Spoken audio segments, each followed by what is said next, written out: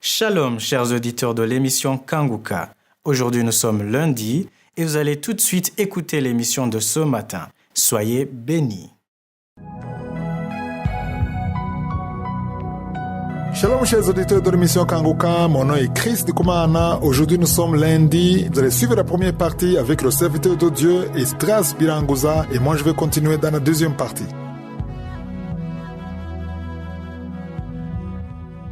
Shalom. Kanguka a une devise qui se compose de 3 points. Le premier point, c'est qu'il faut accepter la volonté de Dieu, même quand elle est différente de la nôtre. Le deuxième point, c'est qu'il faut prier tous les jours. Et le troisième point, c'est qu'il est interdit de se lamenter, mais il faut rendre grâce à Dieu en toutes choses. Je voudrais parler du deuxième point qui dit qu'il faut prier tous les jours. Vous savez, quand on ne prend pas soin de notre corps, qu'on profite seulement de la vie, sans faire attention à ce qu'on boit, à ce qu'on mange, sans même se reposer, souvent, on va chercher à prendre soin de notre corps, de notre santé, parce qu'on a un problème ou une maladie. Notre corps réagit et te dit stop à ta manière de vivre. Tu peux tomber malade. Il peut avoir de nombreuses réactions et c'est là que tu vas commencer à réagir et à faire attention à ton corps, ce que tu ne faisais pas avant. Des fois, le médecin va te dire de ne plus manger du sel, du gras et tout cela arrive en réaction de ce qui se produit dans ton corps. Mais si tu avais fait attention en avance, si tu avais pris soin de ton corps régulièrement, il y a de fortes chances que tu n'en sois pas arrivé là. Là, j'ai parlé du corps, mais l'être humain a aussi un esprit et il doit s'en occuper en priant, en lisant la parole de Dieu. De la même façon que ce que j'ai dit avant, il faut agir et non réagir. C'est-à-dire, il faut prier régulièrement, non seulement quand il y a un problème. Il y a des problèmes qui poussent une personne à prier tellement c'est fort que tu dois aller vers Dieu pour le chercher, pour l'invoquer. Et quand tu vois cette personne en train de prier, tu peux penser que ça a été toujours comme ça dans sa vie, mais ce n'est pas le cas. Certains problèmes dans la vie ne vont même pas te donner le choix de te passer de la prière ou de dire que tu n'es pas habitué à beaucoup prier. Quand le cœur est triste,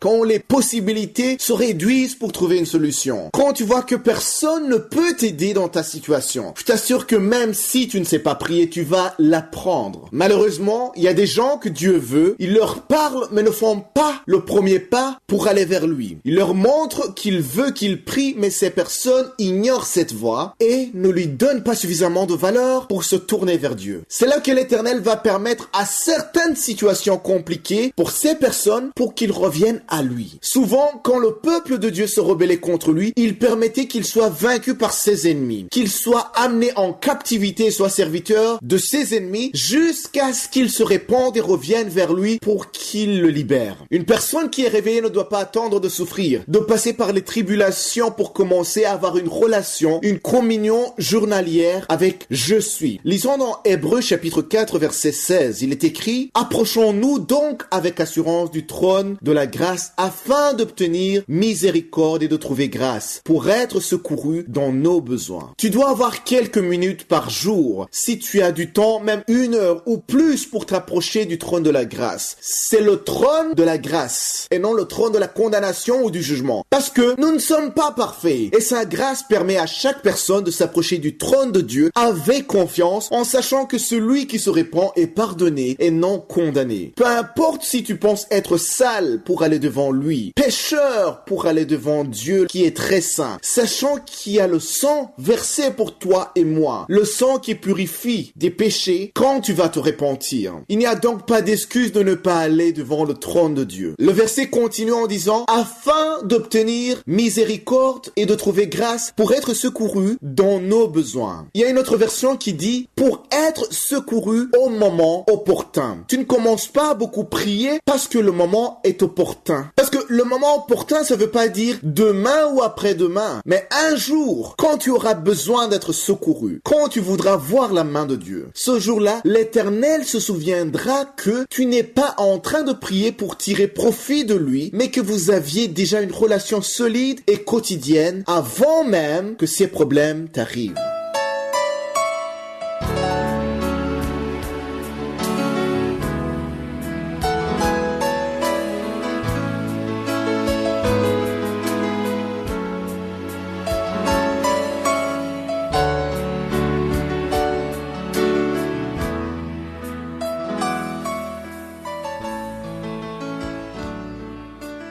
Nous sommes maintenant dans la deuxième partie, c'est-à-dire le moment de l'enseignement. Nous continuons avec l'enseignement que j'ai intitulé « Le commerce des prophéties et des miracles ». Nous allons clôturer cet enseignement vendredi de cette semaine. La semaine dernière, j'ai terminé en disant que le jour où l'Église comprendra la valeur des serviteurs de Dieu et la valeur des chantres et qu'elle considérera l'Église comme le corps de Christ, pas seulement une religion ou une dénomination, le Saint-Esprit va agir d'une façon extraordinaire. Aujourd'hui, il y a un problème sérieux de religion. Quand tu es pasteur et quelqu'un est dans ton église, il a un don spécial, exceptionnel, tu veux que le don soit exercé uniquement dans ton église ou dans ta dénomination. Ça, c'est un obstacle au Saint-Esprit. Le Saint-Esprit ne veut pas juste bénir ton église ou ta dénomination. Le Saint-Esprit veut bénir le corps de Christ. Si quelqu'un a un don de chanter, il a un don extraordinaire de chanter qui amène tout le monde à la présence de Dieu, il faut pas le lier dans ton église. S'il est invité dans une autre église, sois content et soutiens-le. Ne demande pas qu'il reste comme prisonnier dans ton église parce que ce n'est pas ton église, c'est l'église de Jésus-Christ. Jésus-Christ voit l'église sans mur. Il n'y a pas de division. Le corps de Christ, c'est tous ceux qui croient Jésus-Christ comme leur Seigneur et Sauveur. Et ça, c'est un grand problème aujourd'hui et ça bloque la main du Saint-Esprit. Le Saint-Esprit ne voit pas de division. Le Saint-Esprit voit le corps de Christ en général. La semaine dernière, j'ai beaucoup parlé des chrétiens qui sont nés de nouveau, qui ont accepté Jésus-Christ et je vous ai dit que vous devez soutenir les serviteurs de Dieu et vous devez soutenir les chantres. Parce que si vous ne les soutenez pas, ils vont se tourner vers les païens. Si vous ne les soutenez pas avec vos moyens, ils vont se tourner vers les païens et nous avons vu que la parole de Dieu interdit ça. Ce ne sont pas les païens qui doivent soutenir l'œuvre de Dieu. Ce ne sont pas les païens qui doivent soutenir les musiciens ou les chantres dans l'église, mais c'est vous les chrétiens, vous qui êtes nés de nouveau. Donc j'ai parlé d'abord à ceux qui ont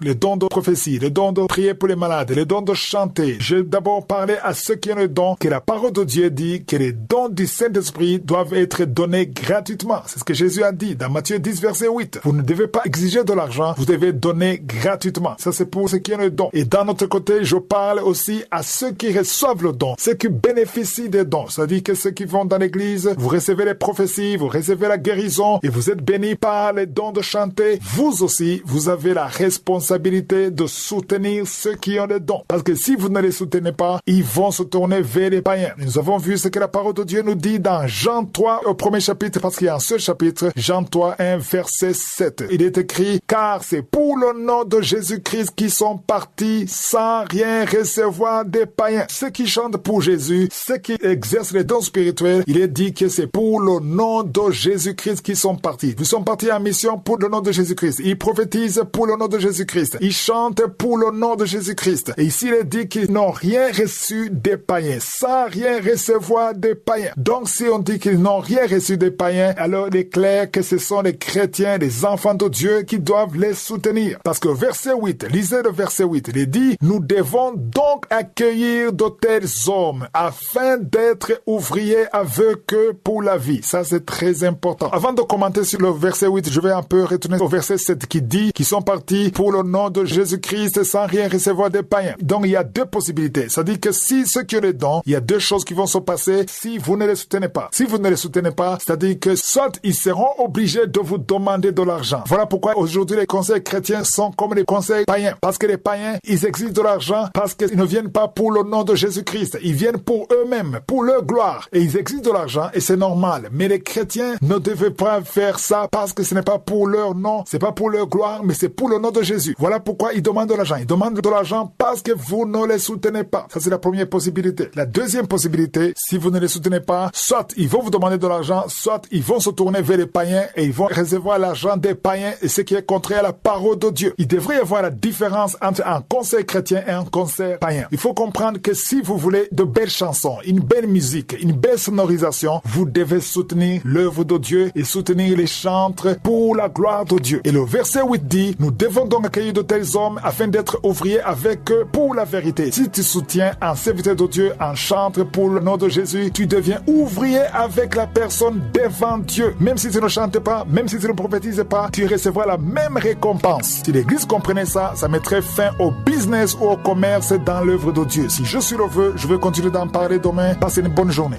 J'espère que vous avez été édifiés. N'oubliez pas de cliquer sur la cloche afin d'être averti chaque fois qu'une nouvelle émission est postée.